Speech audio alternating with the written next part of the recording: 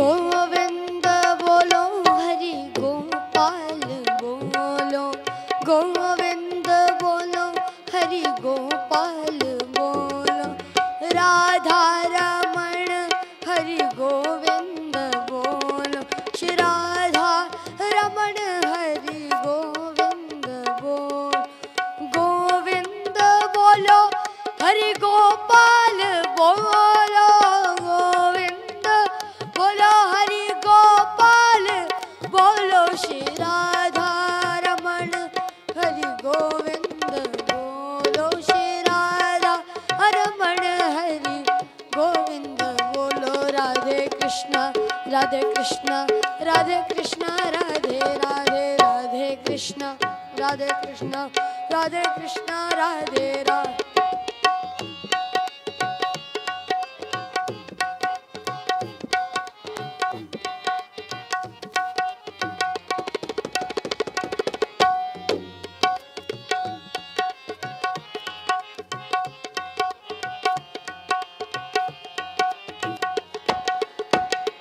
अच्युतं केशवं कृष्ण दामोदरम्, अच्युतं केशवं कृष्ण दामोदरं, राम नारायणं जानकी वल्लभं, राम नारायणं जानकी वल्लभं। कौन कहता है भगवान खाते नहीं, कौन कहता है भगवान खाते नहीं, शेर शबरी के जैसे खिलाते नहीं, बैर शबरी के जैसे खिलाते नहीं। अच्युतम केशवम कृष्ण दामोदरम, अच्युतम केशवम कृष्ण दामोदरम, राम नारायणं कृष्ण दामोदरम।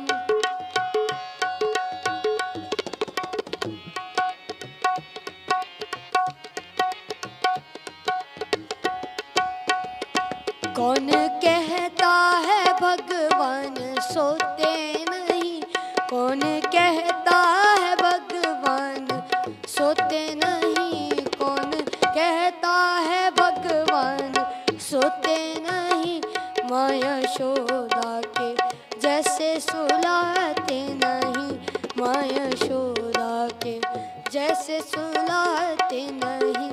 अच्युतम केशवम कृष्ण दामोदरम, अच्युतम केशवम कृष्ण दामोदरम, राम नारायणं जानकी वल्लभं, राम नारायणं जानकी वल्लभं।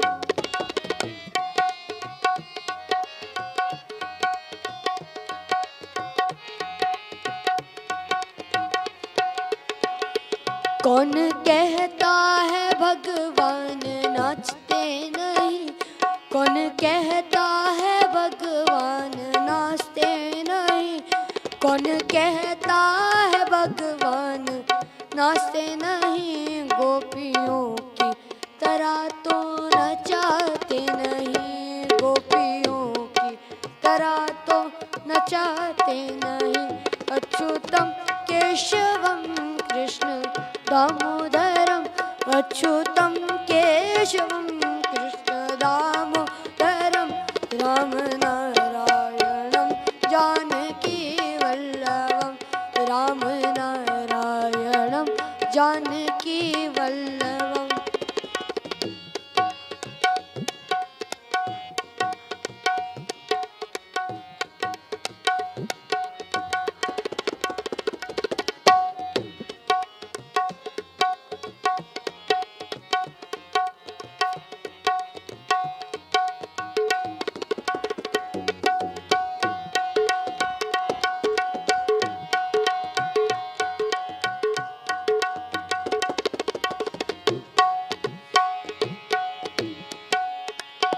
श्रीमन्नारायण नारायण नारायण, श्रीमन्नारायण नारायण नारायण, श्रीमन्नारायण नारायण नारायण, श्रीमन्नारायण नारायण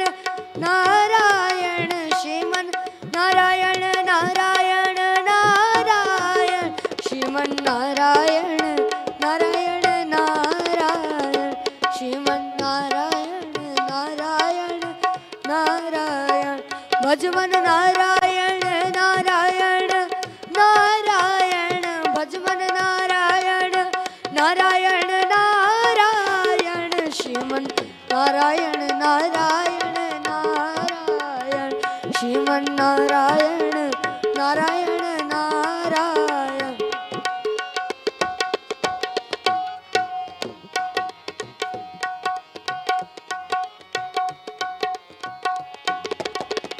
श्रीमन नारायण नारायण नारायण श्रीमन नारायण नारायण नारायण श्रीमन नारायण नारायण नारायण श्रीमन नारायण नारायण नारायण श्रीमन नारायण नारायण नारायण श्रीमन नारायण नारायण नारायण श्रीमन नारायण नारायण नारायण श्रीमन नारायण नारायण नारायण भजमन नारायण नारायण नारायण भजमन नारायण नारायण नारायण श्रीमन नारायण नारायण नारायण श्रीमन नारायण नारायण नारायण भजमन Narayan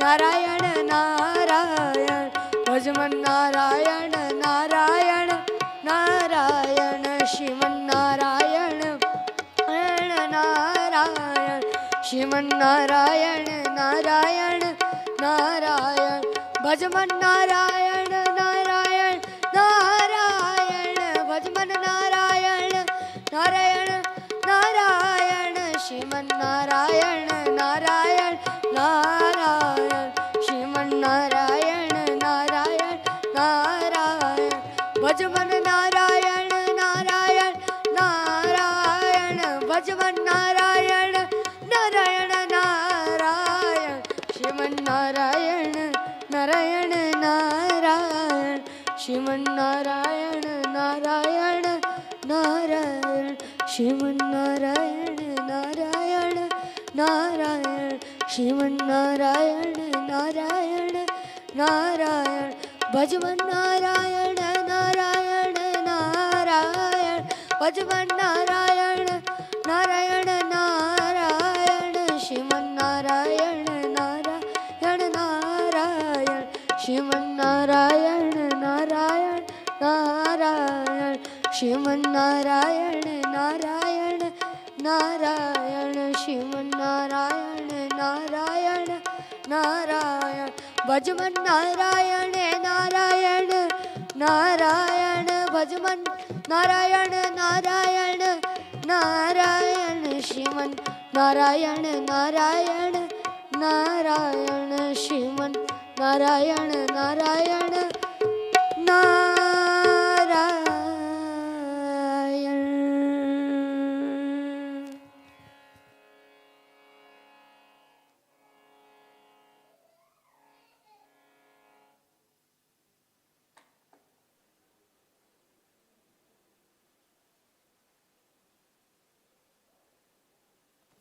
Welcome to Satsang.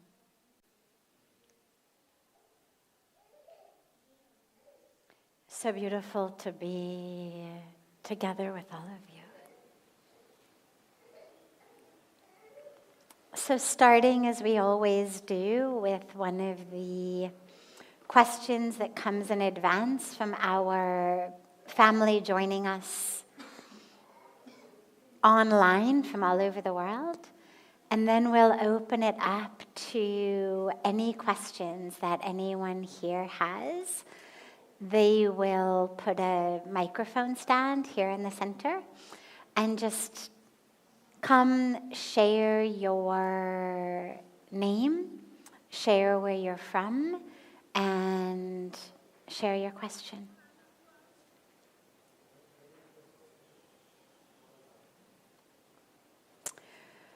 This is a good one for today.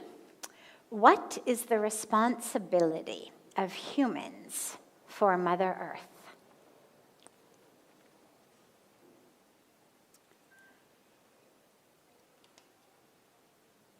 There's a beautiful teaching that says the frog does not drink up the well in which it lives. It's obvious. Frog has to live in the well. If it drinks up all the water, it's going to die. Sadly, humans don't seem to have that level of intelligence. We are systematically, calculatedly, very quickly destroying planet Earth. I think we have a responsibility to the Earth, of course, as our home. But we also have a responsibility along with that to the other humans with whom we share this planet. I think we have a responsibility to the future. And they all go together, of course, because protecting the earth is taking care of our sisters and brothers. It is protecting the future. The way that we currently live, so many people on this planet are sleeping hungry every night. Almost 1 billion people sleep hungry at night. Tens of thousands of children die of starvation. And we actually produce enough grain to feed more than 10 billion people. So it has nothing to do with a shortage of supply. It's that supply of grain is going into feeding cows, pigs, and chickens who become hamburgers, hot dogs, and chicken McNuggets for those who have the luxury to choose, rather than being turned into food for more. People are living, billions of people already are living in water-scarce areas in which they have access to a tiny, tiny amount of water per day. Water to drink, water to cook with, water to bathe with, water to irrigate their fields with. People are living without access to sanitation, access to hygiene. People are living without access to medical care, to education. And we're making choices. We have the ability to do all of this. I remember, now this goes back 25 years, but I remember just after 9/11, when the United States was threatening Afghanistan with basically, we're going to bomb you into the ocean and we're going to... And I remember at that time working with Pujya Swamiji on a letter to Donald Rumsfeld, who was the Secretary of Defense, what in India you would call the Minister of Defense, in the US at that time. And it was a letter that spelled out how much money would be used in the bombers, the airplanes that were going to drive that would drop the bombs. How much money would be used in a bombing attack of Afghanistan compared to literally 10% of it? I remember that statistic so well. If we had taken simply 10% of the money that was being used to bomb the country, and we had actually used it to feed every single person on earth, including, of course, people who were starving in Afghanistan, but not limited to them, people literally, every human on earth. If we used the money to provide pre- and postnatal care to every woman on the planet who didn't have it, if we used the money to provide primary education to every single person on the planet, primary health care to every single person on the planet. And it was a list of 7, 8, 9 things that together, the sum total of how much money would be required to feed everybody on the planet, provide everybody with primary health care, everybody with primary education, every woman with pre- and postnatal care. All of that came to a sum total of about 1/10 of what a military attack was going to cost. And the point of the letter was, don't you think that our world would actually be in much more of a state of peace if everybody on earth was fed, everybody on earth was educated, everybody on earth had access to education, nobody had to see their mother or their wife or their daughter or their sister die in childbirth? Don't you think that our world would actually be in more peace? So, obviously, he didn't take our advice. But the point being that when we think about human rights and what I was speaking in the Arati about, human responsibilities, one of the responsibilities has to do with how do we distribute our resources? Because there is plenty of money on planet Earth.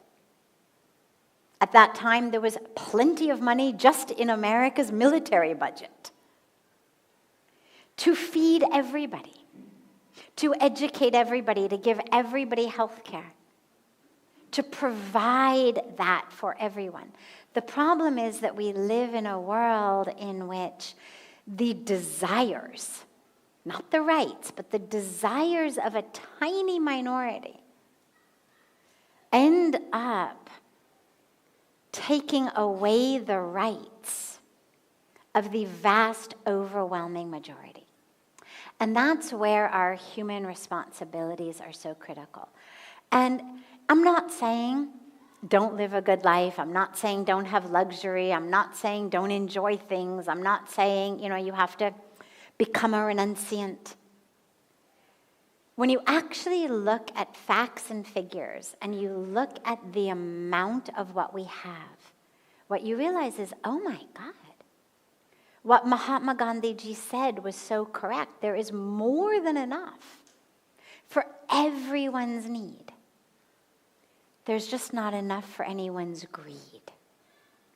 And so if we shift from what Pujya Swamiji calls a greed culture to a green culture, or a greed culture to a need culture, and we live, just what do we actually need? And again, I'm not saying everybody has to become a monk or a sannyasi or a renunciant or only have, a few robes to wear.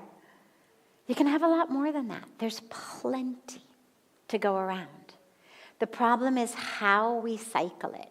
So in terms of our responsibilities to the earth, I see them as responsibilities to eat, to shop, to dress, to work, both in companies we own or places that we are just doing a job, businesses we run or businesses that we're just punching a time clock in. Either way, to do them in a way that's conscious. That's our responsibility, is just be conscious, be aware.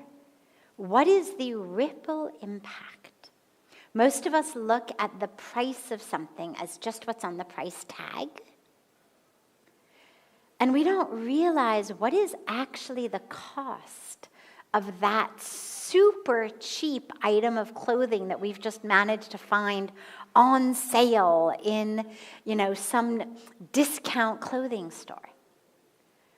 How many women or children worked in sweatshops in awful conditions so that this item of clothing could come to me so cheaply? How many farmers got cancer working in the fields where they were picking the cotton so that I could get this for so cheap? We don't realize what is the real price tag on things. So I think our responsibility is to just be conscious, be aware. This is the information age. We've got AI at our fingertips. It's so easy, and now it's immediate. You want to know, like, what brand of toothpaste, what brand of shampoo, what brand of soap is more eco-friendly? Walk into the grocery store, take a picture of the shampoo aisle on your phone, upload it to ChatGPT and say, tell me, which of these? I mean, it's become so easy. You don't even have to type in the names. Pictures. Which of these brands of shampoo has a more eco-friendly footprint upon the earth? Which of these brands of toothpaste uses bonded labor, slave labor, sweatshops? It's so easy these days. When I was a kid, I'm going back now 40 plus years. When I was a kid, PETA, the People for Ethical Treatment of Animals, had a booklet that I sent away for. I remember it very vividly because I literally stuffed an envelope full of coins, and the mailman came back and explained to me that you couldn't actually mail coins. I finally, got somebody to give me dollar bills for them in exchange, but they had a booklet that you could mail away for 40 plus years ago that told you shampoos, toothpaste, soap, moisturizer, sunscreen, conditioner, like whatever we bought, makeup, cosmetics, the whole thing. And they rated all the different companies on the basis of their eco-footprint, on the basis of their violence footprint, which ones tested on animals, which brands of mascara were like smearing their mascara into the eyes of bunny rabbits to see what the reaction would be, which brands of sunscreen or face cream were rubbing them into the skin of bunny rabbits to see if there would be a reaction. So many measures. And that was 40 plus years ago.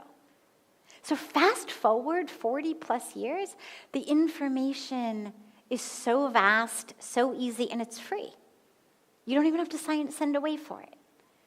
So it's so easy these days to live consciously. Whatever we buy, whatever we wear. Hey, Mr. ChatGPT, Mrs. ChatGPT, I need a sweater.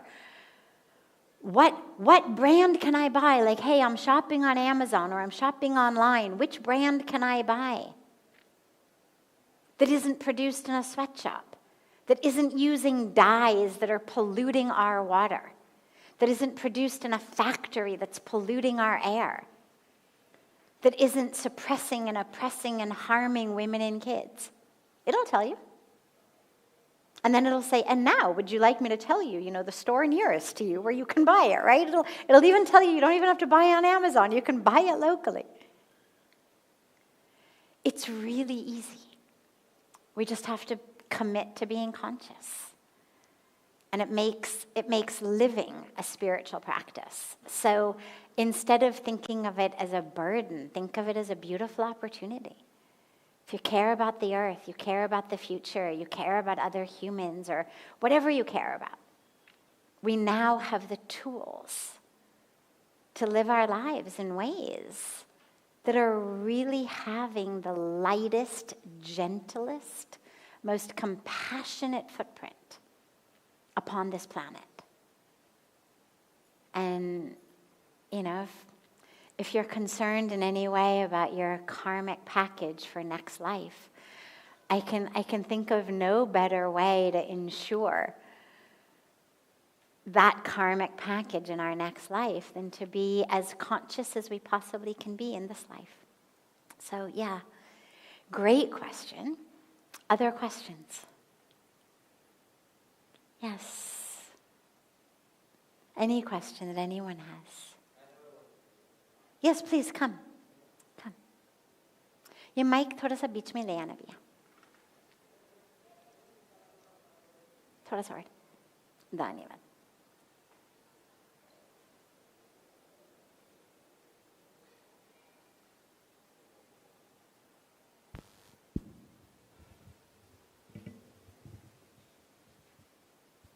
Perfect.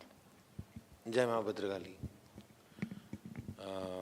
मेरा नाम परीक्षित कहाव है और मैं यहाँ पे यात्रा के लिए आया था. So, first of all, in a sense to be respectful, when you are saying the question for like we have to look for the other humans and have to make the critical points of that as well as provide food and shelter. Let me remind you of one thing. There is a contradictory in this because I am a practitioner from my lineage from the Tantra. Some people are not of what we say, I want to be polite, but वो उसके लायक नहीं होते, मलेच्छ होते हैं वो. That's why those people kill Hindus, drown them, genocide, what they did to Bengali Hindus and Kashmiri Hindus and Gujaratis, and even Vrindavani Hindus are facing that similar things.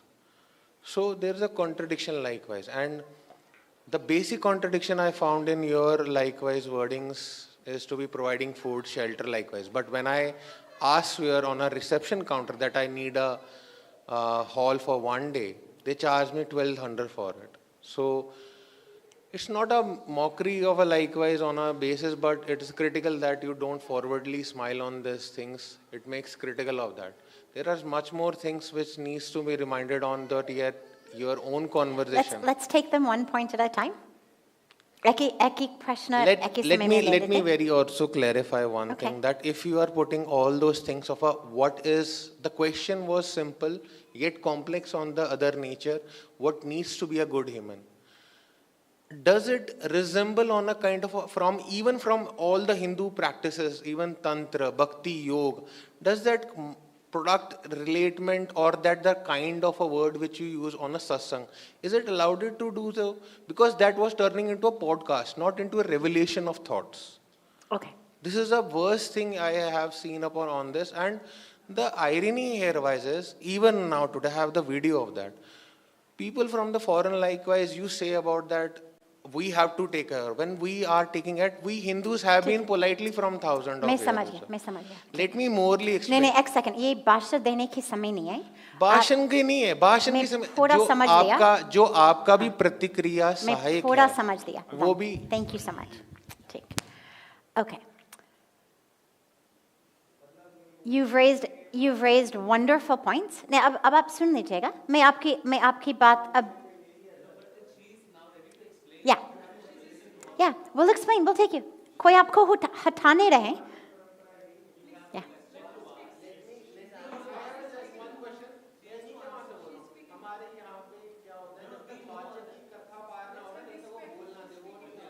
भैया ये बताओ, ये सभी लोग बाहर से विदेश से आप हिंदू के बारे में बढ़िया एग्जाम्पल दे रहे हैं, वो लोग क्या सोच के जाएंगे? तो इसलिए मुझे थोड़ा सा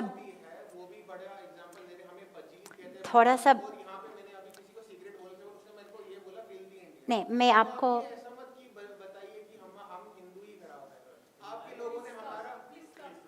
भैया ये पूरा दुनिया के लोग देख रहे हैं.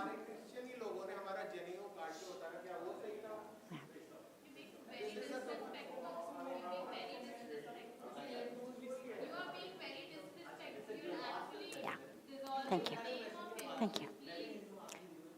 Yeah. आप रुकिएगा, आप बस सुन लीजिएगा, रुकिएगा.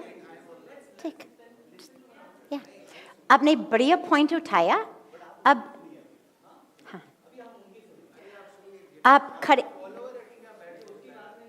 आप खड़े होके प्रश्न पूछने के लिए या खड़े होके भाषण देने के लिए? प्रश्न जो पूछा, अब उसके आंसर में दूंगी. भाषण देने के लिए तो वो अलग समय होगा. ठीक है? जो प्रश्न आपने उठाया, he asked, just for those of you who didn't understand the Hindi, he was asking about, I mean, there were a lot of points, obviously, but he was asking particularly about the violence that has been done to Hindus by so many other people, and the contradiction that he sees. It's a very good point. The contradiction that he sees between me saying, let us feed people, let us house people, let us serve them.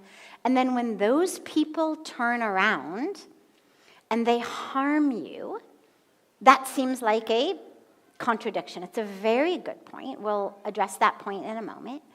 He also spoke about how how can we care for others when we ourselves are under attack, and that this is not peace. Okay. When we are able to step back and we're able to look at situations in a longer term way, we're able to see a lot more around cause and effect. So, a lot of wars in the world, and we'll come in a moment to specifically the examples you've given of people harming Hindus, but a lot of wars in the world, if you look at them, actually are not so much about religion, but are much more about land, money, and resources. You may have people of different religions fighting each other and using religion, using God, co-opting religion in the name of fighting for land, for money, for resources. The dilemma is that when people are hungry, when people see others who have and they don't have, anger brews in them. We've seen this around the world. And that anger gets harnessed against the one who they are told is the reason that they are out of work, that they are hungry. We're seeing it right now in so many parts of the world. I won't make political statements about different countries, but in the country that I'm from, in America, we're seeing so much discrimination because people are being told, oh, are you out of a job? It's because those people from other countries of other colors have taken your job. Therefore, we should keep them out. And it's brewing a lot of discrimination. It's brewing even more anger. Now, this is something that people have done throughout history, using religion, sadly, saying those people of that religion are the reason. It's what Hitler did to turn a country of otherwise very beautiful, wonderful German people against the Jews after World War I. Germany was in poverty. They were in a very difficult state, and Hitler turned around and said, are you poor? It's their fault. Are you out of work? It's their fault. Are you hungry? It's their fault. It's an age-old technique. The theory, the philosophy that led Pujya Swamiji and myself to send this letter to US in the wake of 9/11 was to point out the fact that when people are not hungry, when they're not living in poverty, it's much harder to get them to come into your camp, to agree to become suicide bombers, to be prepared to give up their lives if their lives are healthy, are comfortable, they're not seeing their family members suffer. And that if we were able to provide for the world, we would see a lot more peace. I believe that fully and deeply. History, data, studies, research, all of that supports it. And now we come to the specific points that you've raised. And we have, hang on, let me just finish in response to what you asked before.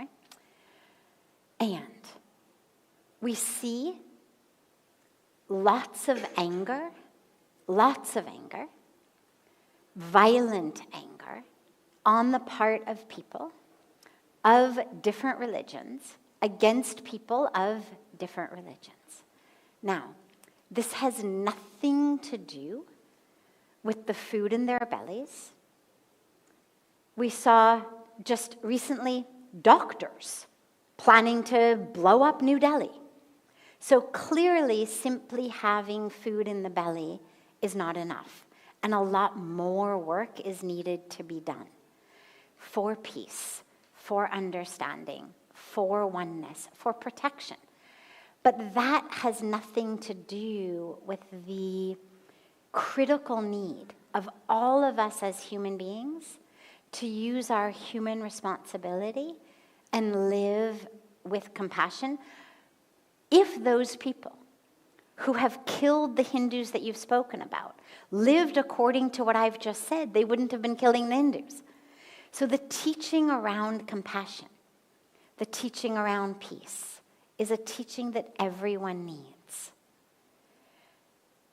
The violence that is happening in so many parts of the world, you've mentioned some. We're seeing it in the Middle East. We're seeing it in Myanmar. We're seeing it in Sudan. We're seeing it in Ukraine.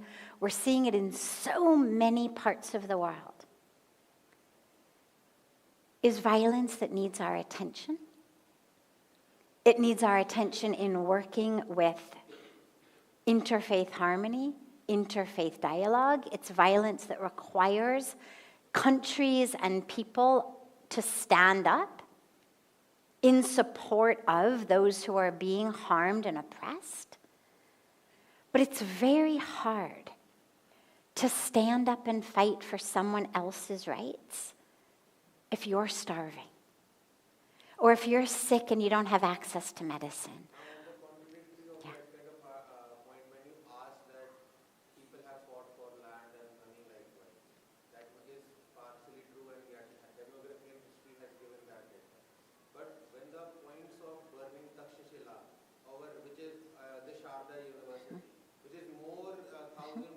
These are awful things. They're awful. We all should condemn it. Look. Well, can you rewind history? You cannot rewind history, but you can check mark put on the history what the black ink were put it on the land. Absolutely, absolutely. And the secondly, when you are saying for we should rise for everybody's peace, and this is not possible, because even in the history, when you are asking for, when the Harivardhan was going to save the prophet's son or the son-in-law, at that time when their own Muslim people were trying to kill them. So when he got to save them, likewise, you know how their army men were treated at that time? So I'm gonna stop you here, because the point that you've raised is critical. What is happening and has happened by and by, please just wait. Please wait. Please wait. If you would like to teach a class here, we can certainly discuss that. This is not the time for that. What has happened to the Hindus here throughout history, what has happened to different people of different religions in different parts of the world throughout history is awful. Our history books need to record it. As humans, we need to do whatever we can to prevent it from happening in the future. The best way to prevent it from happening in the future is to live as conscious, anchored, grounded people, to live in our hearts. This is what we are here to do. You have every right and should be very upset about what's happened in history to our people. Okay, here you and I can discuss it another time. Narayan Bhaiya. Narayan Bhaiya. Yeah.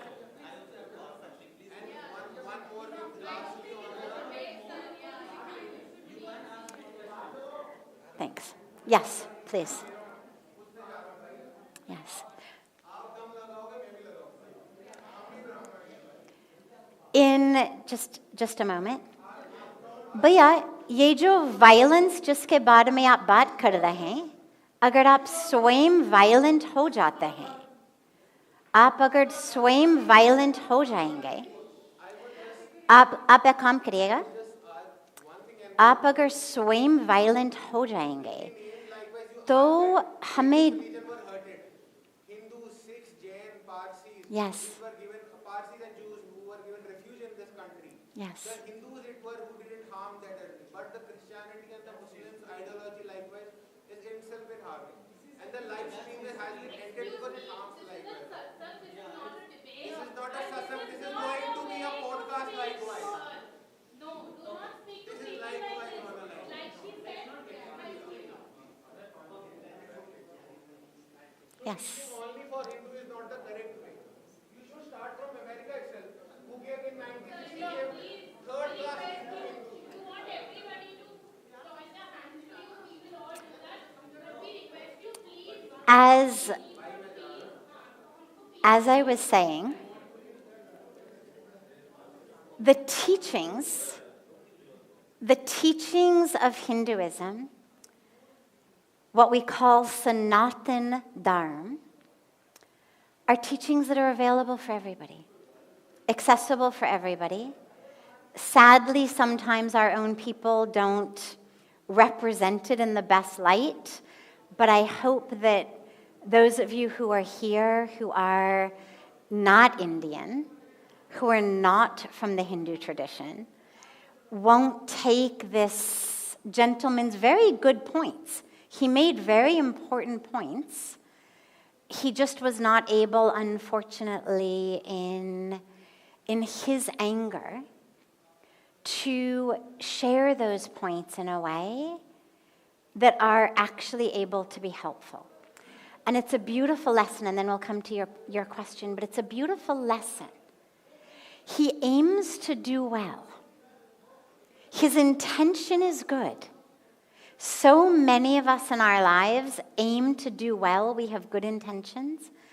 And when we get clouded in anger, when we get clouded in ego, when we get clouded in separation,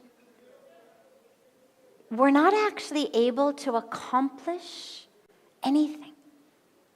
We end up harming things, ourselves, others. We become part of the problem rather than part of the solution.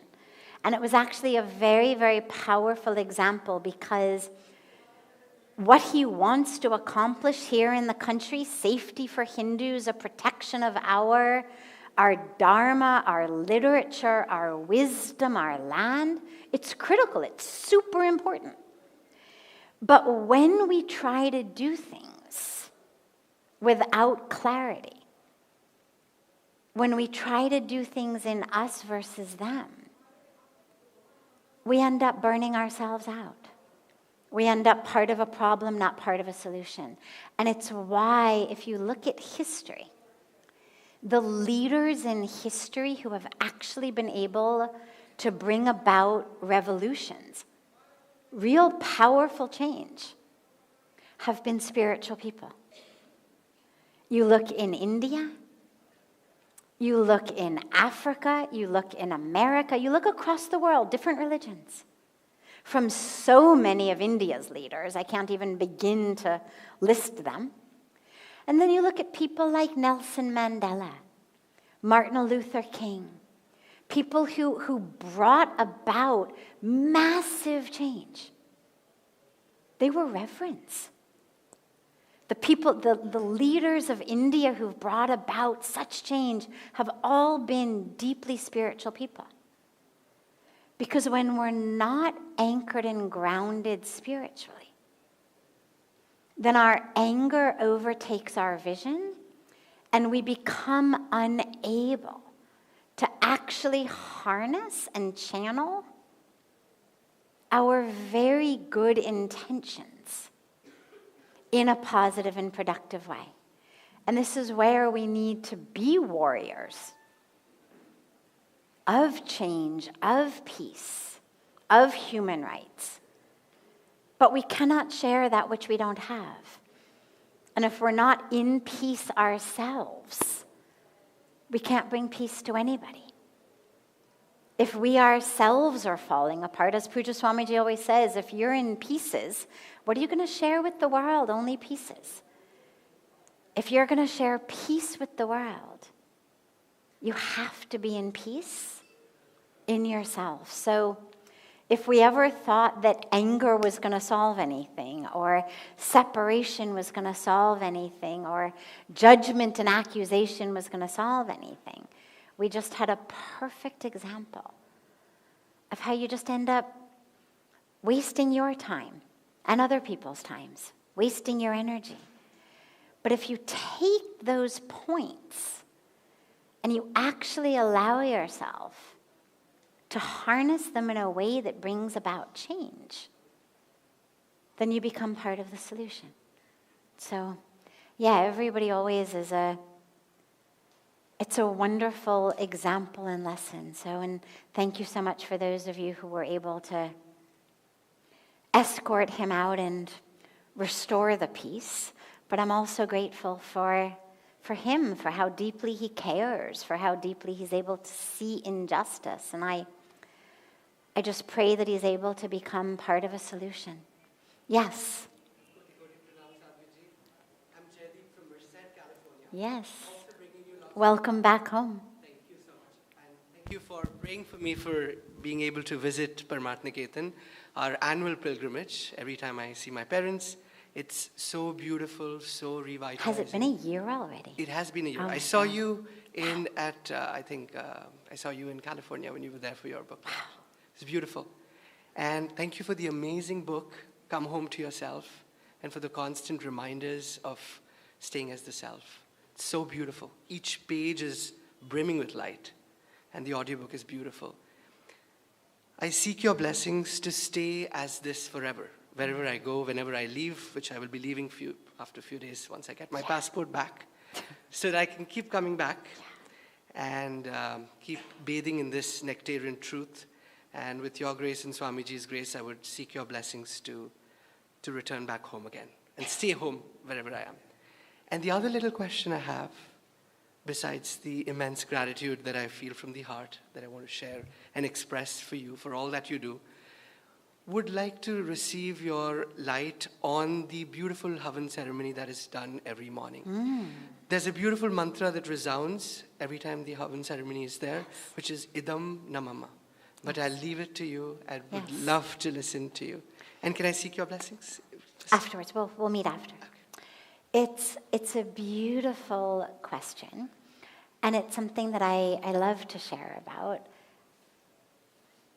Idam Namama means not for me, but for you. Not for me, but for you. And it's a phrase that comes at the end of many of the mantras that are chanted in the heaven. And it reminds us, my life, my actions, my resources, my energy, my experience, all of what I have, it's not for me. It's for you. Not for me, but for you. And the heaven is a beautiful and sacred opportunity to remember about offering and offering and offering. We place the ahuti in the fire, in the fire, in the fire, to remind us that our lives should be offerings. And you know, we do the havan, we do the yajna, but ultimately the point is how to make your life a yajna, how to make everything you do an offering, how to take that into our life. And that's what we're called upon to do, how every word, every moment, every action can be an offering. And so as we do the yajna, we offer, but we also ask ourselves as we rise from the yajna, how can I let every minute and every moment be yajna, be an offering to the divine, to purity, to Mother Earth, to our global family of every species, to the future? How do I allow everything to be an offering? Idam Namama in my life. And it's a beautiful and very simple phrase, that you can take with you.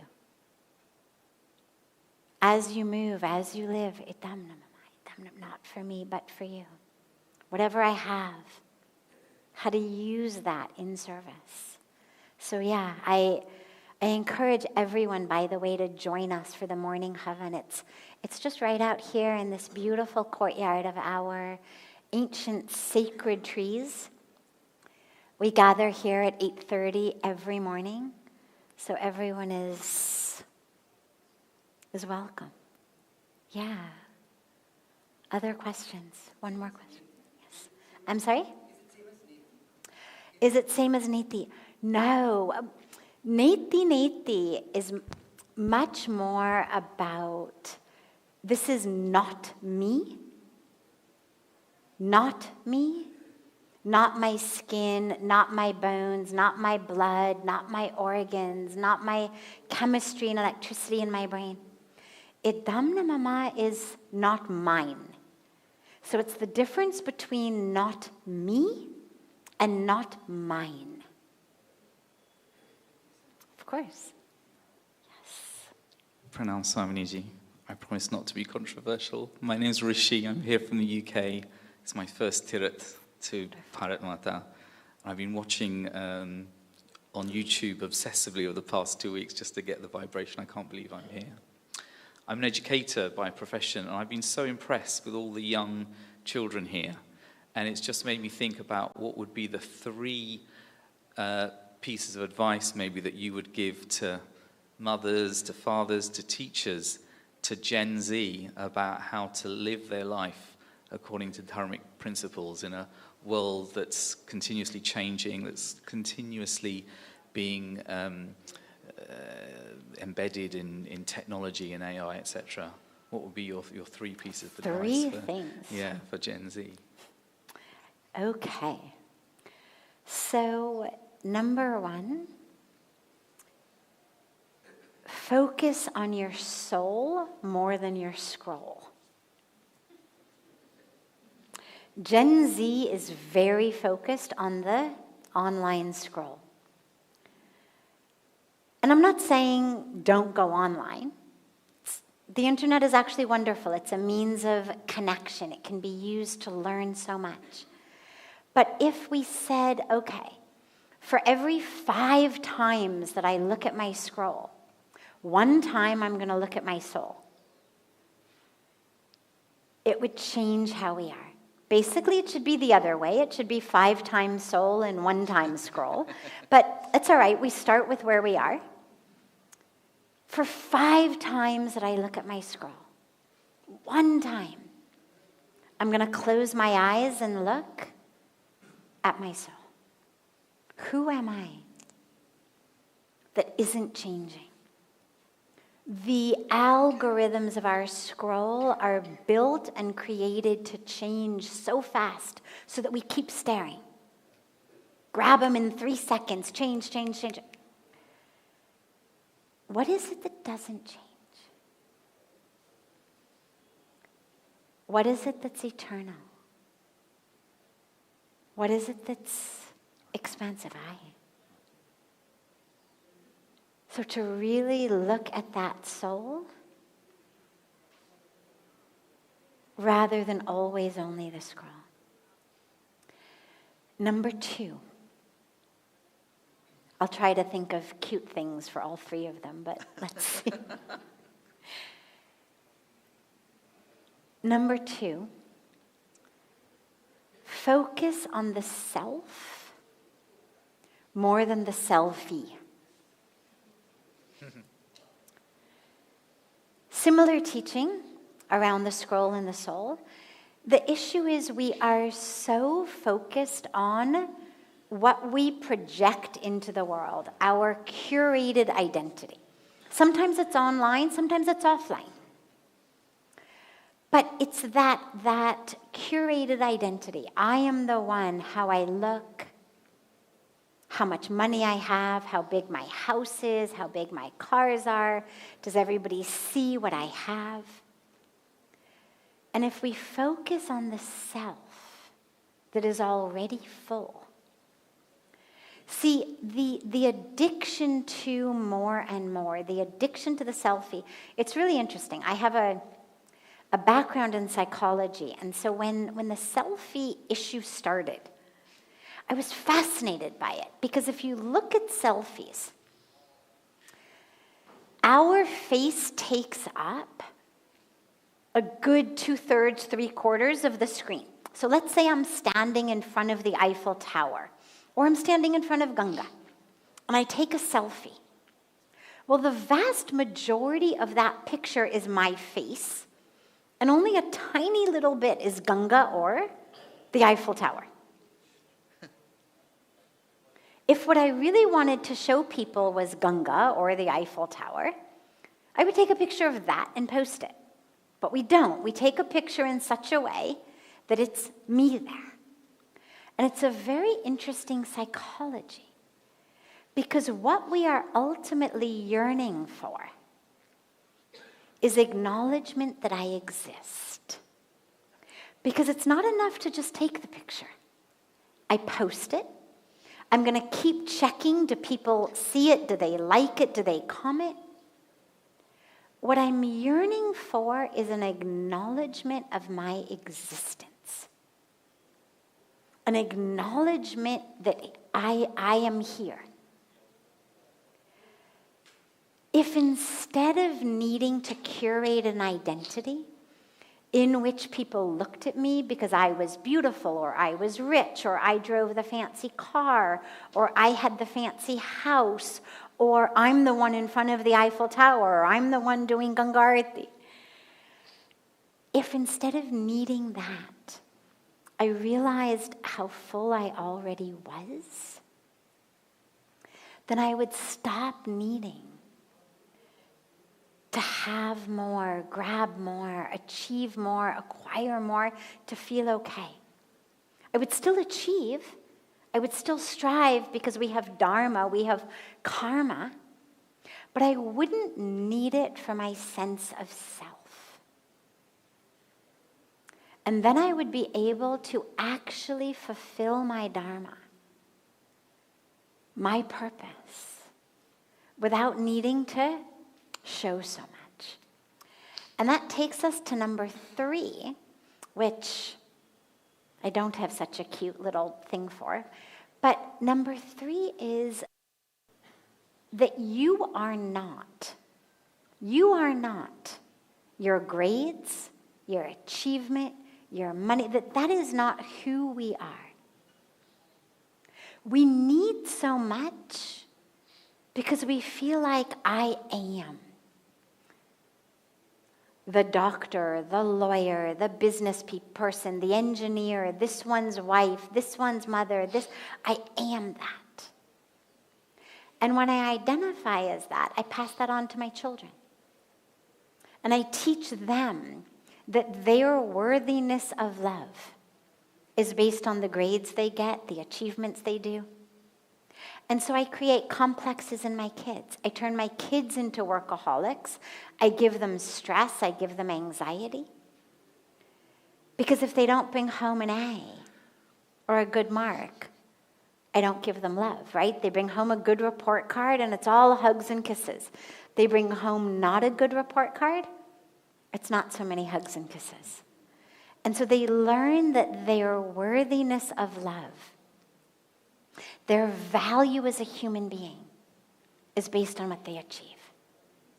And then we continue the cycle of not knowing who we are. And so the most important lesson is to understand that who you are is soul, is spirit, is consciousness, is love, is full, regardless of what you do. We do because it's our dharma. We do because it is our karmic package. But we don't do because we deserve love by doing, or we earn our spot on planet Earth by doing, or that we are what we do. Right? I am a doctor. I am a business person. I am rich. No. It's not who you are. Who you are is spirit, is soul. And that awareness, if we could teach them all to just anchor in who you are, not only would you be so much happier, not only would your actions be so much clearer, so much more powerful, so much more effective. Because most of us in our own way run around like the guy who disturbed satsang, chickens with our head cut off. We're angry, we're frustrated, we need some way, we're unable to come back to center because we don't know who we are. If we know who we are, we know what to do. And we know that the doing is our dharma. So if they could understand that neither they nor their children are the actions, but they are the soul, the spirit, the consciousness, the divinity, the aham brahmasmi, all of that. If they knew that, they would be so much healthier, their children would be so much healthier, and they would actually be able to restore planet Earth to the peaceful, healthy, happy, harmonious place that it's meant to be. Thank you so much, Swamiji. I'll take it back to the UK. Thank you very much. Thank you.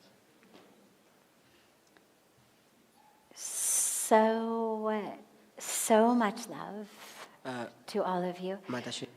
Yeah, I'm so sorry. I know we had said we would take your question.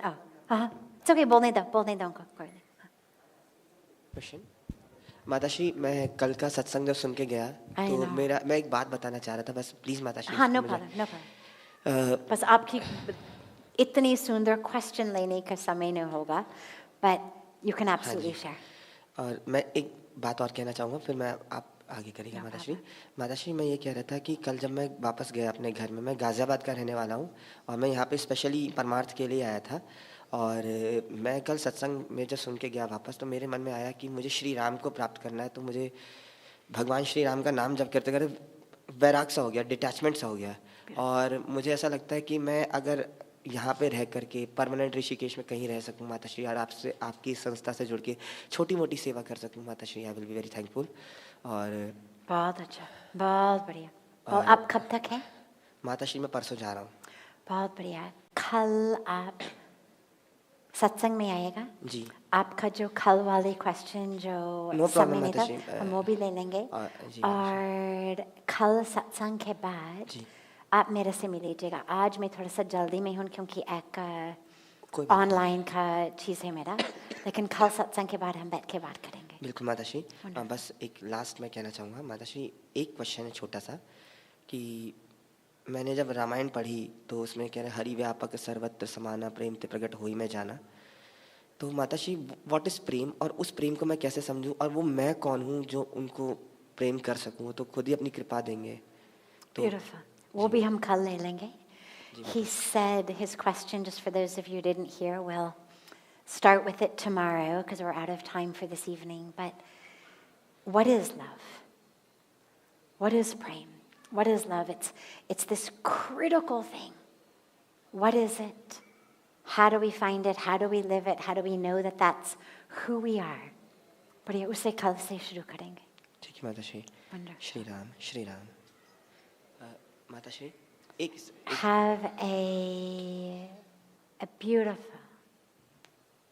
beautiful rest of your evenings, a beautiful morning and day to our family joining us from all over the world online. I look so forward to seeing you all again tomorrow, and so much love.